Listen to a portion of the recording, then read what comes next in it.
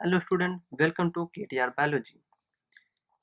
आज इस चैप्टर में इस टॉपिक में पढ़ने वाले हैं निषेचन के बाद होने वाली घटनाएं। अब तक हमने पढ़ा कैसे आपके गैमेट्स फॉर्मेशन हुआ, पॉलिनेशन, डबल फर्टिलाइजेशन, दोहरा निषेचन। पढ़ने वाले हैं निषेचन के बाद। अब तो फ्यूजन हो गया। अब इसके बाद जो आपकी अंडाशय है उसमें क्या परिवर्तन होगा, फ्रूट का कैसे डेवलपमेंट होगा, सीड का कैसे डेवलपमेंट होगा, ये सारे इससे लेक्चर हम बात करने वाले हैं। तो post fertilisation structure and event. Post मतलब बाद में, फर्टिलाइजेशन के बाद में क्या स्ट्रक्चर, क्या संरचनाएं और क्या घटनाएं होने वाली हैं। तो इसमें हमको तीन चीजें पढ़नी होंगी। जो फर्स्ट आपका होगा भ्रूण एवं इसका विकास। भ्रूण एवं इसका विकास। जो आपका भ्रूण का विकास हुआ एम्ब्रायो का, देखो जाइगोट, जाइगोट से आपका एम्ब्रायो बना। तो एम्ब्रायो का विकास हमको पढ़ना है इसमें। तो हम इसमें पढ़ेंगे एम्ब्रायो एंड इट्स डेवलपमेंट।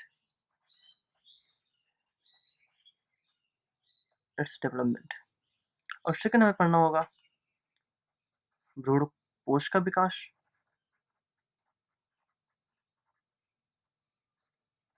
भ्रूण कोश का विकास यानी इसमें पढ़ेंगे हम development of industry, development of endosperm, endosperm का विकास। और थर्ड हमें पढ़ना होगा बीज का परिवर्धन। आखिर बीज का कैसे फॉर्मेशन हुआ, का परिवर्धन। और साथ में पढ़ना होगा हमें फल का निर्माण, फल का निर्माण। ये तीन चीजें हमको पढ़नी है। ठीक, बीज का formation, development of seed and fruit का formation, development of formation of fruit. सारी चीजें हमको इस लेक्चर में बात करने वाली। तो पहले हम जो बात करेंगे जिस टॉपिक का वो नाम है भ्रूण एवं इसका विकास, एम्ब्रायो एंड इट्स डेवलपमेंट के बारे में पहले बात करते हैं। तो पहले बात करेंगे भ्रूण में एवं इसका विकास। भ्रूण एवं इसका विकास। ठीक, जैसे हमें पता है भ्रूण जो एम्ब्रायो होता है, जो आपका एम्ब्रायो बना, ये बना क्या, जब आपकी मेल और फीमेल गैमेट फ्यूज हुई, आपका जो मेल गैमेट हुआ प्लस फीमेल गैमेट आपकी फ्यूज हुई, फ्यूजन हुआ, ठीक है, फर्टिलाइजेशन हुआ। तो यहाँ पर आपका बना जायगोट, जिसकी पोलैरिटी 2n थी। जायगोट युग्म नज। ठीक, अब यही जायगोट आपका एम्ब्रायो बनाएगा। ठीक, आपका यही अब भ्रूण बनाएगा। ठीक, अब जो जायगोट्स जो एम्ब्रायो का बना, इस प्रोसेस को हम कहते हैं एम्ब्रायोजेनी। एम्ब्रायोजेनी। ठीक, एम्ब्रायो मतलब भ्रूण, जेनी मतलब जनरेट होना यानी फॉर्मेशन होना। एम्ब्रायो मतलब भ्रूण, जेनी मतलब जनरेशन मतलब फॉर्मेशन होना। तो हम यहाँ पढ़ेंगे क्या, एम्ब्रायो का फॉर्मेशन। एम्ब्रायो का फॉर्मेशन कहाँ से हुआ, जायगोट से हुआ। अब यहाँ पर भी हमको हम पढ़ रहे हैं एंजियोस्पर्म प्लांट के बारे में। स्पर्म आवृतबीजी प्लांट के बारे में पढ़ रहे हैं, क्योंकि इस चैप्टर का नाम ही है sexual reproduction in flowering plant. Flowering कौन करता है, सिर्फ और सिर्फ एंजियोस्पर्म आवृतबीजी प्लांट ही फ्लावरिंग करते हैं। तो आवृतबीजी प्लांट के बारे में बात करें तो इसमें आपके दो टाइप प्लांट होते हैं। एक होते हैं एक बीजपत्री और एक होते हैं द्विबीजपत्री, जिसमें दो बीज हो। दो बीज कैसे होते हैं, देखो आपने कभी मैंगो खाया, आम खाया, उसका जो बीज होता है उसको जब फोड़ेंगे उसमें दो दाने निकलेंगे। मटर ले लो, मटर के दो दाने निकलते हैं। तो इस सेंस में उसको दो बीजपत्री कहा गया। तो और ये भी जानिए दो बीजपत्री में होता भी क्या है, जब आप बीज की सीड की बुआई करोगे तो उसमें एक साथ दो पत्तियां निकलेंगी। एक बीजपत्री चावल ले लो, गेहूँ ले लो, उसमें तो एक ही बीज होते हैं, 2 होते नहीं हैं। ठीक है, मेज मक्का ले लो। तो अब इन सब की बुवाई करो, कभी भी देखो कि आप ये जब सीड इनकी सीडलिंग होती है, सीड निकलते हैं, तो एक पत्ती उसमें होती है। तो ऐसे भी इनको पहचाना जाता है कि एक बीजपत्री है कि 2 बीजपत्री है। तो इसमें हम पहले पढ़ते हैं द्विबीजपत्री का। द्विबीज पत्री का विकास, द्विबीजपत्री भ्रूण का विकास। भ्रूण का विकास हेतु पर है, वो भी डाइकॉट प्लांट में। द्विबीजपत्री मतलब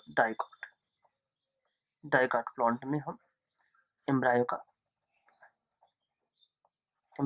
डेवलपमेंट देखेंगे।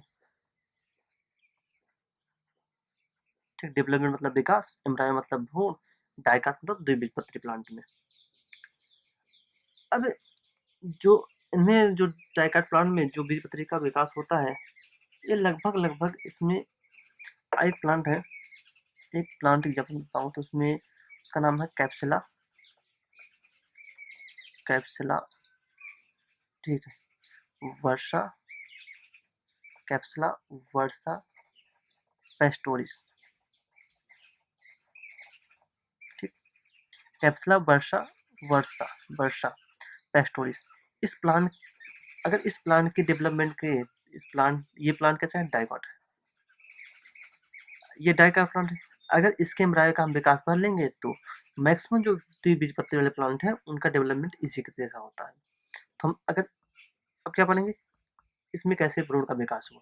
तो समझो मैंने द्विबीजपत्री में मैक्सिमम प्लांटों का भ्रूण का विकास पढ़ लिया। एनसीईआरटी भी इसी के बारे में चर्चा करती है। और ये फैमिली आपकी क्रूसीफेरी की है। इसकी जो फैमिली है वो क्रूसीफेरी। ठीक, इसमें हम देखते हैं तो क्या है, आपकी जाइगोट किस सेल थी इनिशियली, ये आपकी जाइगोट थी, ये आपकी क्या है, युग्मनज। इसकी प्लॉइडी 2n। अब ये क्या का ये अपने साइज में डेवलपमेंट करेगा। तो उसने क्या किया, साइज में अगर बोले तो ये आकार में बढ़ गया। ठीक है, इसका साइज मतलब बढ़ना, इंक्रीज करना। तो आकार में बढ़ने के बाद कुछ इसका स्ट्रक्चर इस प्रकार हुआ, और इसके बाद इसने अपने चारों तरफ एक सेलुलोज की लेयर चढ़ा रखी। इसके जो चारों तरफ है सेलुलोज की लेयर है।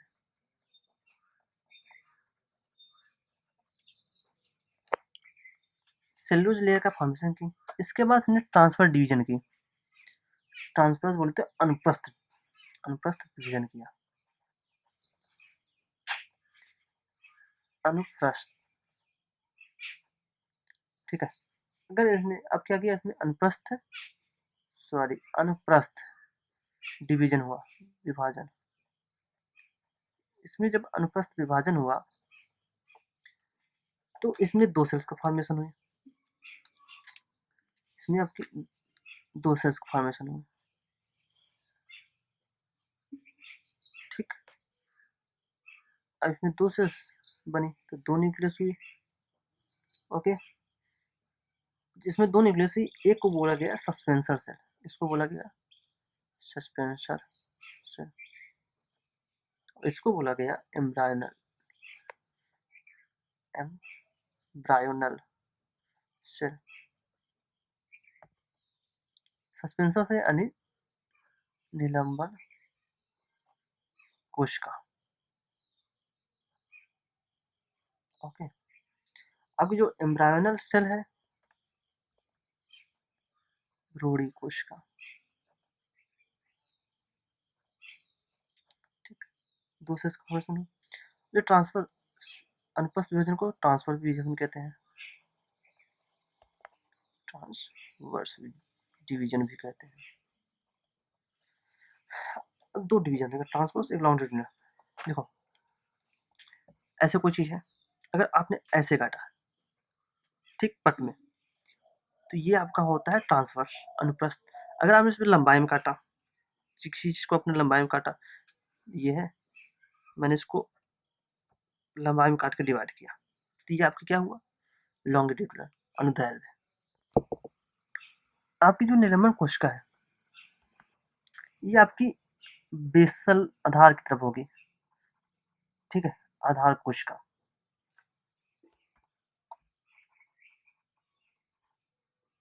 और आधार कोशिका जो आपका था ये बीजांड द्वार की तरफ, माइक्रोपाइल बताया था, तो माइक्रोपाइल की तरफ होता है जिसे बोलते हैं बीजांड द्वार। तो ये किधर होगा, बीजांड द्वार की तरफ, बीजांड द्वार की तरफ होगा। और ये एम्ब्रोनल सेल है, ये आपका टर्मिनल सेल की तरफ होगा। टर्मिनल बोले तो अंतस्थ अंतस्थ कोशिका, अंतस्थ कोशिका, कोशिका टर्मिनल टर्मिनल सेल होगी, ठीक है। और टर्मिनल कहाँ होगी, आपने पढ़ा था चलाइजा, चलाजा जो होगी निभाग, ठीक है। ये वर्ड याद रखना क्योंकि आगे इसका काफी यूज होगा, निभाग, ठीक। यानी आपकी जो निलंबन कोशिका संश्लेषण सेल बनी, ये आपकी बीजांड द्वार की तरफ, माइक्रोपाइल रीजन की तरफ, माइक्रोपाइल रीजन की तरफ आपकी निलंबन कोशिका बनी सस्पेंसर सेल, और आपकी चलाइजा निभाग की तरफ बनी आपकी एम्ब्रायनल सेल, ठीक। आपके जो ये सस्पेंसर थे जो आपकी दो सेल स्टेट है, ये दो सेल स्टेज थी, ठीक। ये आपकी सस्पेंसर थी, ये आपकी एम्ब्रायनल, ठीक है। ये आपकी ब्रोडी थी, ठीक है। ये आपकी क्या थी, निलंबन। अब इसमें फिर से डिवीजन होता है। जो आपकी निलंबन सस्पेंसर सेल थी, इसमें क्या हुआ, ट्रांसफर डिवीजन, मैं बताया ट्रांसफर डिवीजन और लॉन्गिट्यूडिनल डिवीजन। लॉन्गिट्यूडिनल डिवीजन आपका ट्रांसफर अनुप्रस्थ, मतलब अनुप्रस्थ ये दो सेल को काटे, सेल को दो भागों में काटेगी। अनुप्रस्थ मतलब बताया था मैंने, ऐसे लेट कर काटे। और इसमें क्या होगा, ट्रांसफर, ऐसे सेल को दो भागों में डिवाइड करेगा। इसमें क्या हुआ, आपकी ट्रांसवर्स हुई, ट्रांसवर्स, अनुप्रस्थ, अनुप्रस्थ डिवीजन हुआ। इसमें आपका वर्टिकल डिवीजन हुआ, वर्टिकल डिवीजन। एक हॉरिजॉन्टल होता है, इसको अनुप्रस्थ को हॉरिजॉन्टल डिवीजन भी बोल सकते हैं। ये आपका वर्टिकल में काटा, इसे हम लॉन्गिट्यूडिनल भी बोल सकते हैं, लॉन्गिट्यूडिनल अनुदैर्ध्य।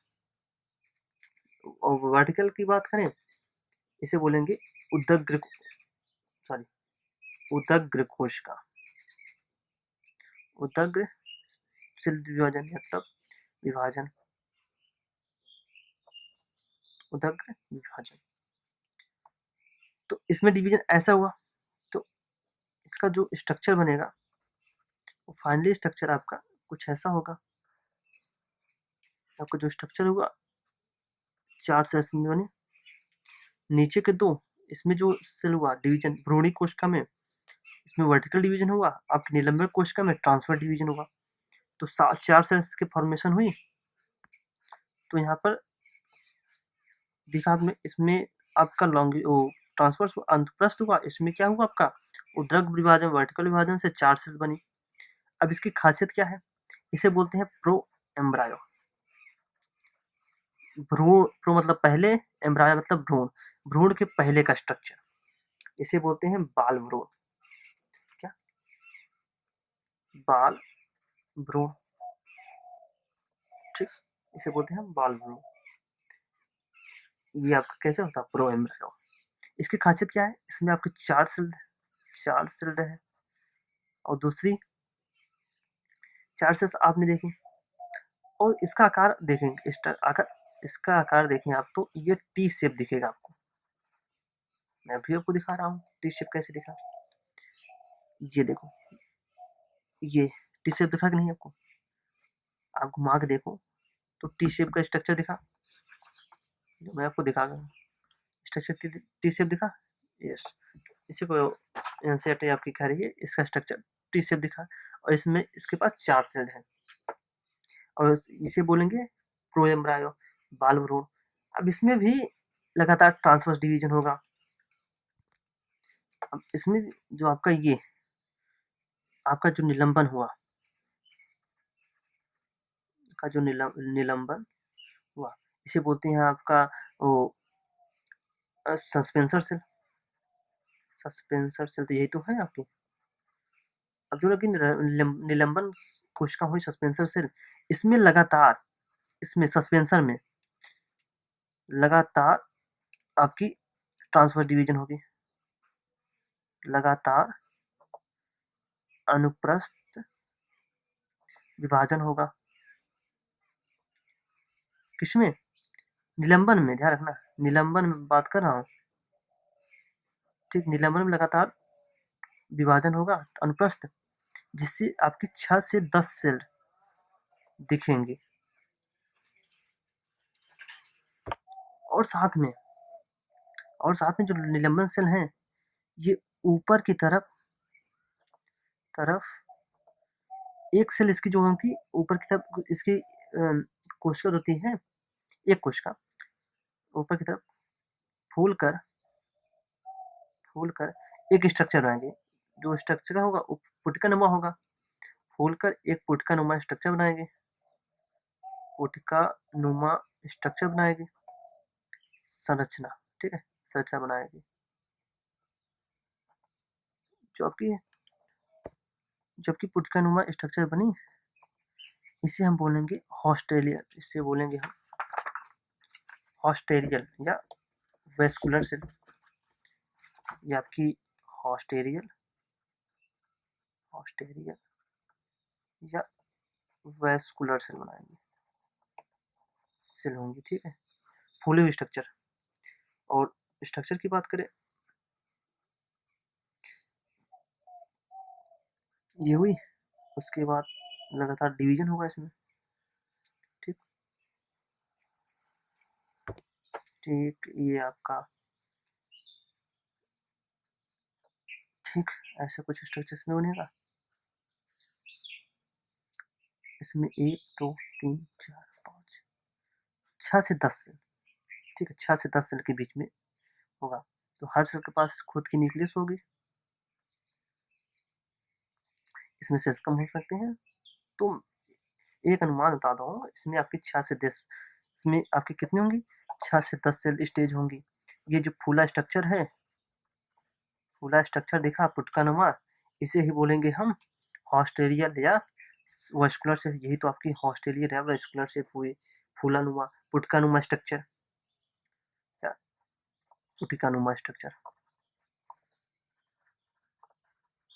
पुटका नुमा स्ट्रक्चर दिखाई, ये आपकी, तो इसमें हुआ अनुप्रस्थ डिवीजन। ये आपकी 6 से 10 सेल, इसमें आपकी 4 सेल होंगी, कितनी, 4 सेल। इस समय भी 4 सेल है। और पहले हमने देखा था जो आपकी ये भ्रूण स्टेल थी, ये 2 सेल्स बनाई थी, 2 सेल से फिर इसमें डिवीजन हुआ, 4 सेल बनी। अभी 4 सेल से आगे 8 सेल बनाएंगे, 8 सेल्ड स्टेज में आएंगे, ठीक है, 8 सेल्ड स्टेज, 8 सेल बनेंगे इसमें, इस 4 सेल से। और ये आपकी जो फूला स्ट्रक्चर है, यही आगे आपके फूला स्ट्रक्चर, ये आपकी चूसांग बनाएगी, चूसांग, जिसे हॉस्टोरियल बोलते हैं, हॉस्टोरियल, ठीक है। यही आपकी आगे की स्ट्रक्चर चूसांग या हॉस्टोरियल बनाएंगे। तो होता क्या है, फिर तो स्ट्रक्चर देख लेंगे। स्ट्रक्चर जब देखेंगे तो कुछ ऐसे इसका स्ट्रक्चर होगा,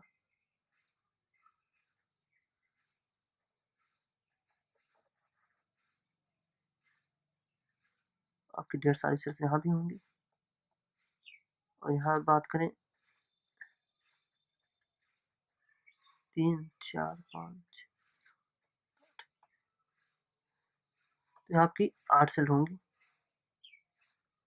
1 2 3 4 5 6 7 8 सेल हुई। ये आपकी कितनी हुई, 8 सेल टोटल, 8 सेल होंगी, ध्यान रखना।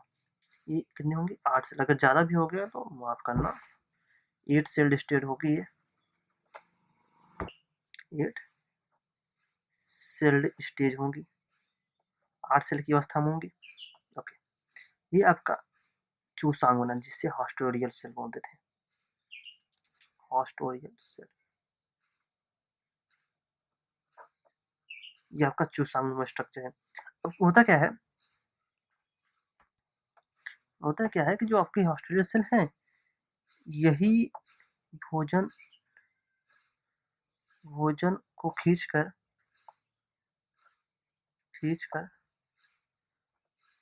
भ्रूण को देती हैं ताकि ये विकास कर सके। भ्रूण को देखिए ताकि भ्रूण का विकास हो सके। ये निलंबन ये आपकी हॉस्टेलियर सेल है। हॉस्टेलियर सेल में आपकी ये आपकी निलंबन सेल तो है। ये आपकी हुई हाइपोफाइसिस सेल।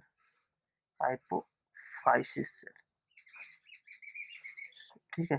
ये हॉस्टेलियर सेल ये निलंबन का पार्ट है। ये निलंबन का पार्ट है, ध्यान रखना। निलंबन का पार्ट है। सस्पेंशन यानी निलंबन का पार्ट है जिसमें हॉस्टेलियर सेल है। हॉस्टेलियर सेल भोजन खींचकर भ्रूण को देती हैं विकास के लिए। ये हाइपोफाइसिस में 4 सेल से 8 सेल्स बन गई हैं। इसे अष्टम अवस्था भी कहते हैं। इसे अष्टम अवस्था कहते हैं। और जो हाइपोफाइसिस सेल है इसे बोलते हैं अंधा स्फीतिका।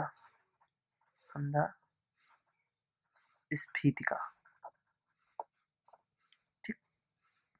फिगर की नेमिंग में दे दें तो ये आपकी यहाँ ए बनी थी, ये आपकी बी, ये आपकी सी हुई। यहाँ स्ट्रक्चर ये आपका डी और ये आपका ए। ठीक। जो आपके अंदर स्फीत का यही आके जाके आपकी रेडिकल का मूलांकुर का रेडिकल का फॉर्मेशन करेगी। रेडिकल ही आगे जाके रूट बनाएगी, ध्यान रखना। तो यहाँ आपकी क्या अंतर स्पीड का मूलांकुर का फॉर्मेशन करेगी, यही आगे चल के रेडिकल का फॉर्मेशन करने वाली है। अब जो आपकी हाइपोफाइसिस सेल है अध्यास्फीतिका, इसके नीचे 8 सेल है। ये टोटल 8 सेल है। इसमें 4 जो सेल होंगी, नीचे की जो 4 सेल्स होंगी उन्हें बोलेंगे अध्याधार कोशिकाएं। अध्याधार कोशिका। ठीक। अध्याधार कोशिका या बोलेंगे इसे हाइपोबेसल सेल। हाइपो मतलब नीचे, बेसल सेल। हाइपो मतलब नीचे, बेसल मतलब बेस। ये आपकी हाइपोफाइसिस मतलब आधार स्फीतिका के नीचे। जो बाकी के 4 सेल है, 8 सेल टोटल है ना, जो बाकी के 4 सेल है वो आपकी बनाएंगे अधराधार सेल।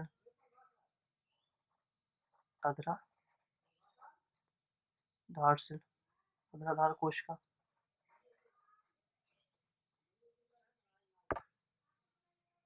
Epibasal cell. ठीक।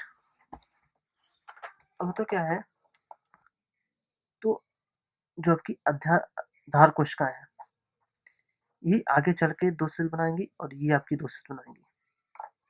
जो आपकी अध्याधार कोशिकाएं है हाइपोबेसल सेल, हाइपो मतलब नीचे, बेस के नीचे, आधा स्फीत के नीचे वाली 8 सेल है टोटल। 4 सेल आपकी है, 4 सेल ये जो 4 सेल है यही चल के आगे जो आपकी हाइपोबेसल सेल है ये आपकी आगे चल के बनाएंगी रेडिकल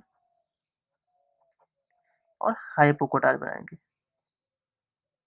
हाइपोकोटाइल रेडिकल यही मूलांकुर बनाती है। ठीक। और जो कि आपकी हाइपोकोटाइल हुई ये अधोबीजपत्र बनाती है। अधोबीजपत्र। और जो आपकी अधराधार कोशिका है ये आपकी बनाएंगी प्लूम्यूल।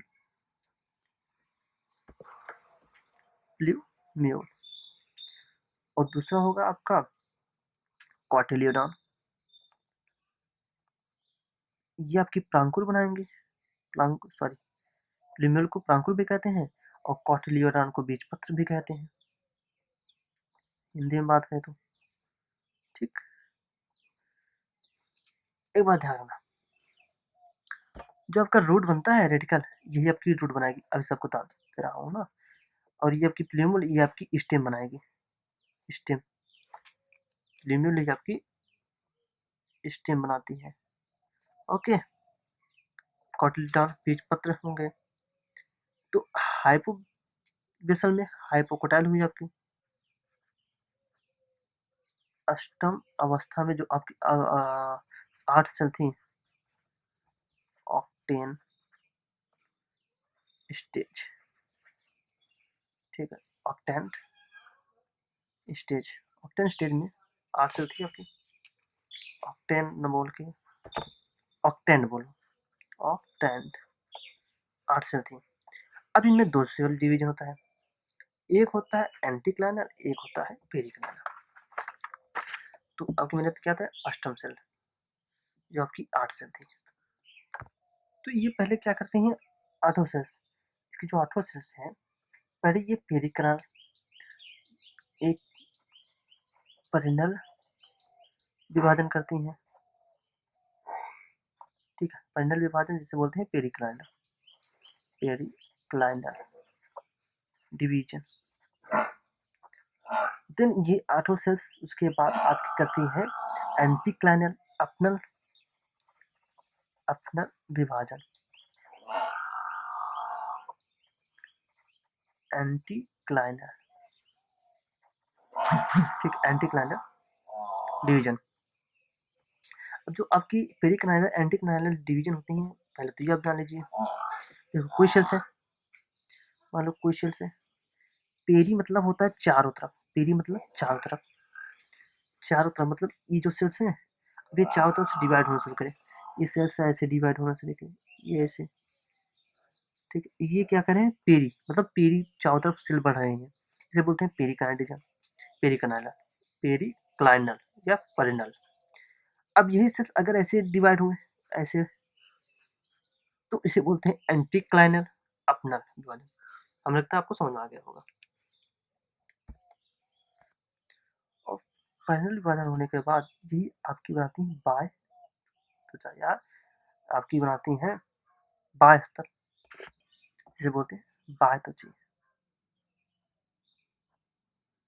ठीक, बाह्य की आपकी बाहर की सेल्स बनाती है एपिडर्मल सेल, एपिडर्मल सेल। तो डर्म मतलब लेयर होती है, एपी चारों तरफ, एपी मतलब क्या था, ऊपर, लेकिन यहाँ तरफ है चारों तरफ, जो कि बाहर के सेल्स है उसका फॉर्मेशन करती है। जो अपना विभाजन करता है ये आपकी त्वचा जन्म आती है, त्वचा जन, डर्मेटोजन, डर्मेटोजन त्वचा जन बनाती है, ठीक। जबकि पैनल डिवीजन, पेरिकाइनल डिवीजन हुआ तो बात अच्छी एपिडर्मल सेल बनेंगी, और ये आपकी अपना डिवीजन होता है डर्मेटोजन बने, त्वचा जन बनेगी। अब जो अंदर की सेल्स होती हैं, जो अंदर की सेल्स होती हैं, ये ढेर सारे ट्रांसफर डिवीजन और आपकी वर्टिकल डिवीजन करेंगे। ट्रांसफर बोले तो अनुप्रस्थ, अनुप्रस्थ, और आपकी वर्टिकल डिवीजन करेंगे, इसे बोलेंगे उदग्र। तो ढेर सारे उदग्र और अनुप्रस्थ डिवीजन करके ये आपकी प्लेरोम बनाती हैं, रंभजन, रंभजन बनाती हैं, इसे बोलते हैं प्लेरोम। और साथ में ये आपकी बनाती हैं वल्कुटजन, वल्कुटजन, जिसे बोलते हैं पेरिप्लम, पेरिप्लम। तो जान लीजिए अब अंदर की जो सेल्स हो अनुप्रस्थ डिवीजन, ट्रांसवर्स डिवीजन और वर्टिकल डिवीजन, डिवीजन करके प्लेरोम और पेरिबलम का फॉर्मेशन करती हैं। ये रमजन होती है या वल्कुटजन होती है। अब ये वल्कुटजन आपकी, देखो जनन मतलब पैदा करने वाली, तो यही जो वल्कुटजन होंगे ये आपके बनाएंगे वल्कुट, और जो कि रमजन होंगे ये आपकी रम बनाएंगे, रम जिसे बोलते हैं स्टील, ठीक, ये आपका स्टील का फॉर्मेशन करेंगे, स्टील का फॉर्मेशन करेंगे। अच्छा स्टील के अंदर जो आपकी तीन कई सदस्य हो जाते हैं, देखो स्टील के अंदर आपके एंडोडर्मिस आएंगे, हाइपोडर्मिस आएंगी, जाइलम, फ्लोएम, पीथ, ये सारी चीज आती हैं। अब भी अब लगातार सेल के अंदर डिवीजन हो, क्योंकि देखो अब भ्रूण का विकास हो रहा है, तो अब लगातार हम सेल डिवाइड करेंगे, सेल डिवाइड तो करती रहेंगे, ठीक है। जिसमें जो आपका भ्रूण होता है ये हृदयाकार बन जाता है, जिसे बोलते हैं कॉर्डेट स्ट्रक्चर की बन जाती हैं। बाद में यही मुड़कर ये बीजपत्र बड़े होकर, इनके जो बीजपत्र होंगे बड़े होकर